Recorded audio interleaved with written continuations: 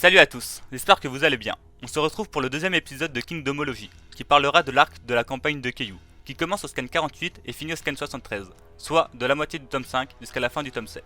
Commençons par un petit résumé, histoire de vous replonger dans l'arc. 3 mois après les événements de la rébellion de Seikyu, l'armée de Qin décide d'attaquer l'état de Wei, et pour cela il recrute dans l'infanterie. Shin s'engage dedans et forme son premier Go, dans la quatrième des 6 armées. Après plusieurs changements de destination, la quatrième armée rejoint la bataille sur les plaines de Dakan. Shin, considéré par tout le monde comme un manque-rien, prouva dès le début de la bataille qu'il était super fort. Il fut l'élément qui permit à la quatrième armée de tenir aussi longtemps. Avec l'aide de Bakukoshin, il réussit à prendre une colline importante. Il tua aussi un général pendant la bataille. La guerre se finit avec Duxiu qui tua le grand général ennemi Gokei. Encore une fois, l'arc est excellent. C'est la première guerre de Shin, et quel plaisir de le voir autant briller dès le début, surtout après avoir vu comment tout le monde le considérait.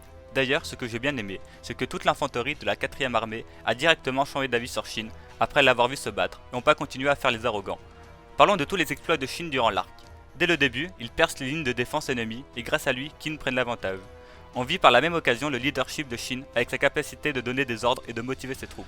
Il trouva un cheval et grâce à cela, il réussit à vaincre plusieurs unités de chars. Duxiu envoie ensuite toute la cavalerie de la 4ème armée après avoir entendu les exploits de Shin. Ensuite, Bakukoshin, un commandant de 1000 hommes de l'armée de Qin, rassemble toute l'infanterie afin de prendre la tête d'un général qui se trouve en haut d'une colline. On vit à ce moment que Shin possédait d'énormes réflexes car il réussit à esquiver les flèches d'un puissant archer, à bout portant. Grâce à cela, Bakukoshin prit la tête du général ennemi mais décéda à cause de ses blessures.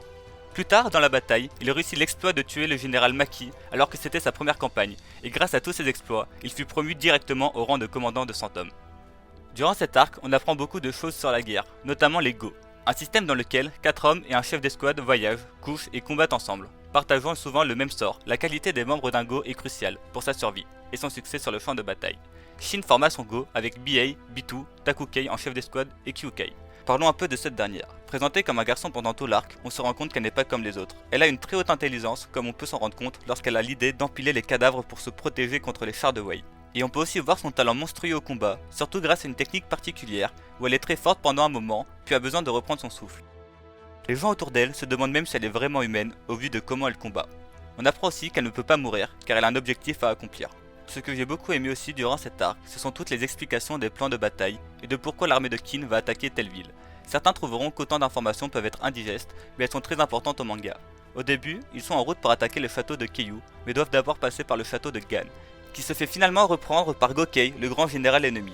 Durant ce passage, on peut aussi commencer à y voir l'aspect horrible de la guerre, qu'on apprend que Gokei a massacré tous les habitants du château, que ce soit des femmes, des enfants ou même des vieux. Après cela, Takukei explique que la 4ème armée va se joindre à la 1ère et 2ème armée pour prendre Asui. Au final, la bataille se déroula sur les plaines de Dakan. On remercie beaucoup Hara pour ces schémas, car sinon on serait très vite perdu. Encore une fois, parlons de l'électron libre que j'ai omis de mentionner, le grand général Uki. Vraiment je l'aime trop, c'est incroyable comment il en a rien à faire de tout, il fait juste ce qui lui plaît. Pour rappel, il arrive au cours de la bataille pour observer du haut d'une colline, alors qu'il n'a pas l'autorisation de participer à cette guerre. Il se fait attaquer par des soldats ennemis et les tue. L'excuse qu'il sort à tout est la suivante: je veux juste observer les montagnes, et si jamais des gens m'en empêchent, je les éliminerai. D'ailleurs, c'est durant cette campagne que Shin rencontre pour la première fois le grand général Uki, y compris l'énorme fossé qu'il y avait entre lui et un grand général. La discussion entre eux fut très intéressante. Uki expliqua le rôle d'un grand général à Shin. Il lui dit que tout ce qui se passe durant une bataille est dû et voulu par ces deux hommes. Il expliqua aussi qu'il existait deux types de généraux, les instinctifs et les stratégiques. Gokei, le général stratégique, voit la guerre comme un jeu de logique, alors que Duxiu est un général de type instinctif qui voit la guerre comme un grand incendie. Je trouve que l'idée d'avoir introduit des généraux de type instinctif est l'une des meilleures idées d'Hara. Cela permet de varier les guerres et ça donne beaucoup plus de diversité au manga. De plus, ça permet aux gens pas très intelligents comme Shin de pouvoir renverser les champs de bataille grâce à cela. Bref, revenons-en à la bataille. Grâce à l'armée des Ki et Shin, Duxiu arriva à percer l'armée ennemie et arriva face à Gokei. À la grande surprise générale, Gokei tient tête à Duxiu, mais on apprend ensuite que ce dernier s'amusait. Puis quand il attaqua sérieusement, il tua le grand général ennemi. Cet arc est au minimum un bon 15 sur 20, très bon premier arc de guerre. On voit que le style d'Hara commence à bien prendre forme. C'est un arc avant tout de présentation. On nous explique certaines stratégies, on nous dit qu'il existe deux types de généraux. On voit la puissance d'un grand général comme Duxiu et à quel point un grand général est important pour une armée.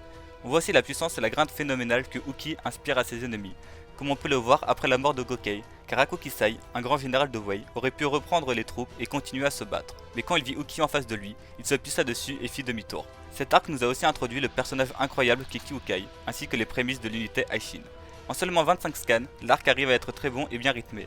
D'ailleurs, pour un premier arc de guerre, on se rend compte que Hara n'a pas voulu être trop ambitieux et le faire durer que sur une seule journée.